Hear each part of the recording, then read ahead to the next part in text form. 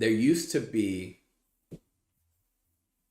like this town that my aunt lived in, and it was full of Hispanics, Mexicans. I'm not really necessarily sure, but they actually spoke Spanish as well. It's just a nice little strip on the street. And my aunt though, she always had like a lot of decorations in the house, and she always had a lot of like stuff. Like she always, like, to me, she looked like her life looked wealthy, even though she lived on like one of the poorest streets with like these Hispanics. And so like in my mind, I thought that she was like rich. I just kind of remember that. Um, but the crazy thing about it is that, like, even though I didn't mind going over to her house, I continued to hang out. Like I was never in her house, or I was never like hanging out with who I thought was rich and wealthy, right? Which was her. I was always outside with the Hispanics and Mexicans, or like playing with the other kids. Like there was a, like, you guys know that it's like a government building where like they have a bunch of supply stuff where like they keep, I don't even know the building right now off the top of my head, but like there was one of those. We used to like do, right, we were kids, we used to play outside and do outside stuff, right? um but specifically, I would prefer to hang out with the poorer kids than like my aunt and like my cousin, who I felt like had money.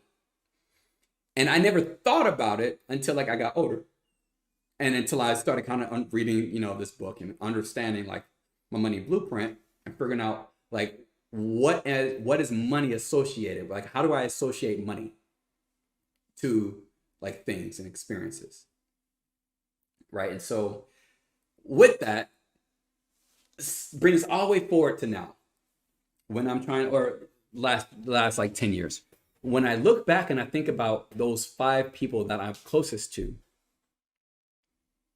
I think, okay, well, there's this person.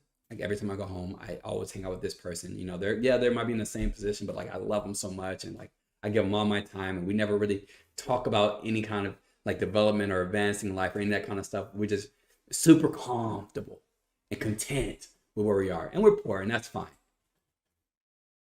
And then I have this other friend who, like, whenever I go, travel here, like I have this friend, and we spend all this money that we don't really have, and like we do all this stuff. We have a lot of fun, but like we had a lot of fun, but we're still poor. And like I think about all these people that I hang out with, and a lot of them resemble way back when I had people near me that perceivably I thought were rich and wealthy, but instead I felt more comfortable with hanging out with the other poor kids when I could have been hanging out with the perceived non-poor kids, right? And so because of that, I was kind of programmed to be more comfortable with hanging around the other poor kids that were just like me, which is, there's nothing wrong with that, right? There's nothing wrong with being poor.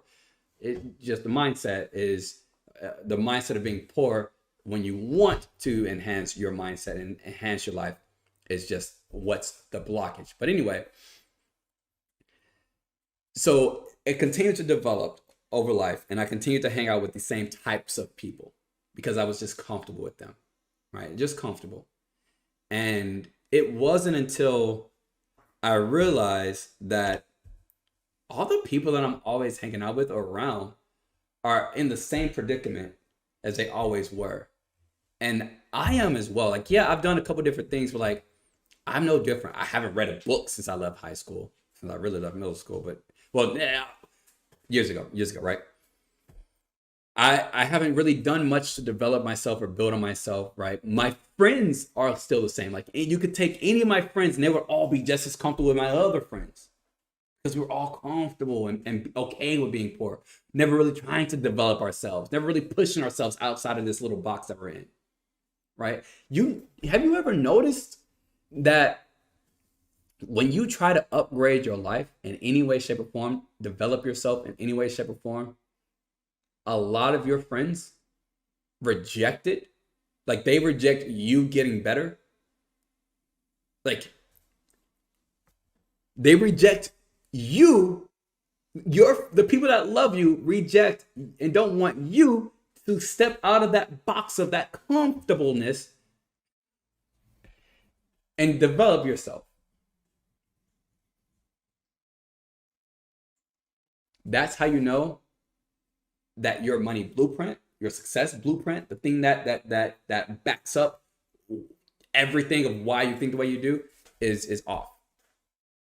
And the people you hang around have given you those negative experiences, right? So the last reason why, like, you're probably not rich and successful and wealthy and you're thinking poor is because you don't associate with the wealthy, and or you probably just don't actually truly like money. Like, that's a big deal. Like, I'm gonna tell you right now,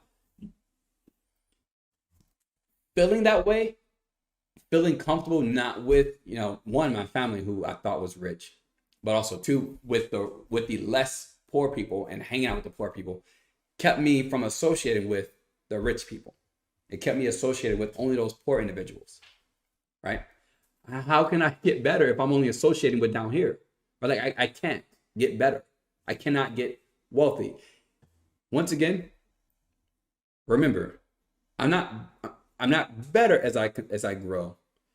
I want to help you as well because I used to be you. And that was one thing that a lot of people didn't understand, kind of as I tried to shift my mind. A lot of people start to say, you think you're better. No, I don't think I'm better. I want to help you out because I know what it takes for me to get there, and I know what it could take for you ultimately, and I want to keep you in my circle, right? And so while I'm trying to associate with successful people or with wealthy people or with rich people, I I don't want to feel like I'm better than anybody, because that's going to keep me from associating with the people who I feel like are developed more or where I want to go. It's going to keep me from going there. And so because of that, I might just not like money. I might not like success. I might not like bringing value to other people's life. There are too many people out there that think that rich people are greedy. I'm going to tell you right now, if someone is rich, they are not greedy. You have to actually have values to do it. You actually have to value.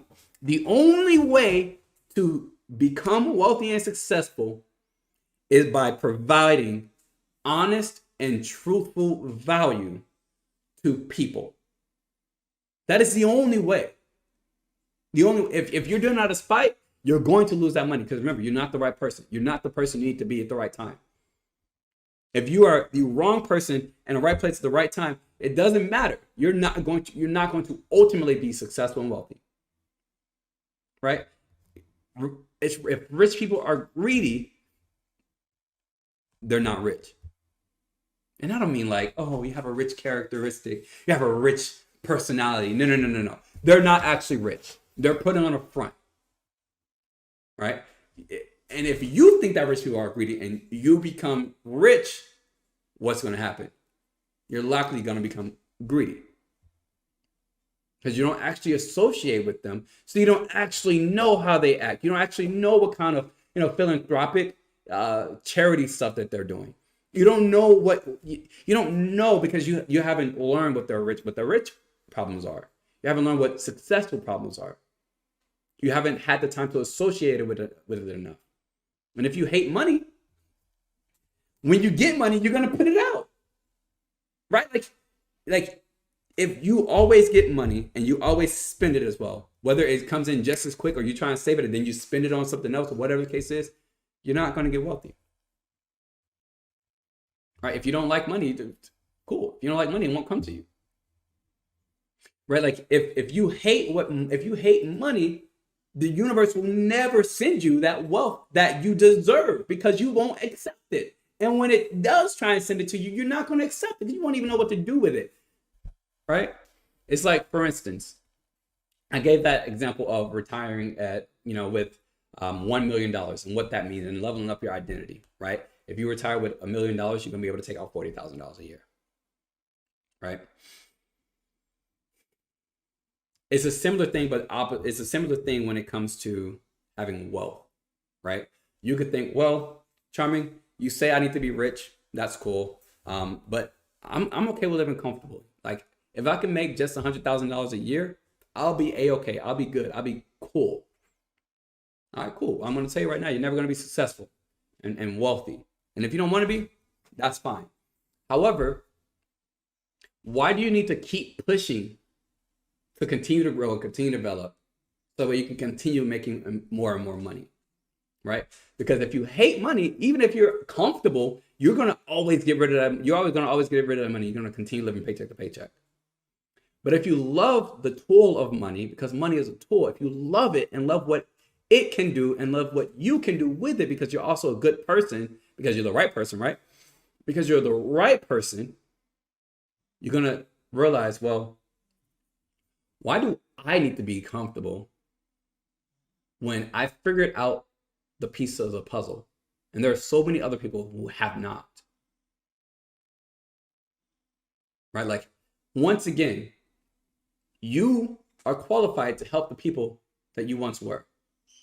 And so if you figure it out on actually providing on how to like make money and keep money, push that back out. Right? And if your goals is, you know what? I want to be able to donate $10,000 towards mental health. Cool. $10,000.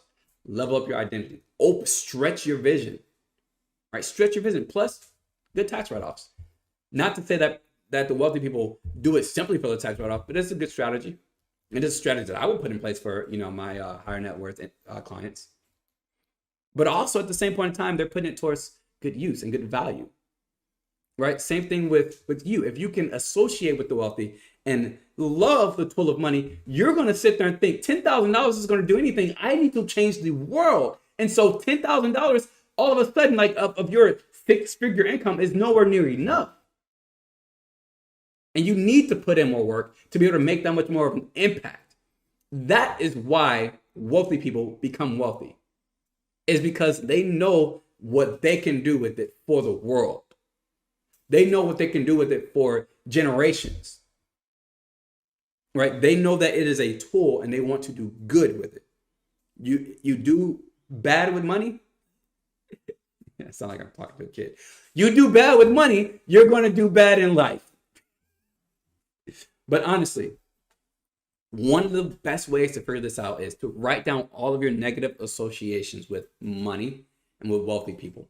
Maybe, somebody had a really nice Jaguar that came and, hit you and broke your leg, right? And they were rich.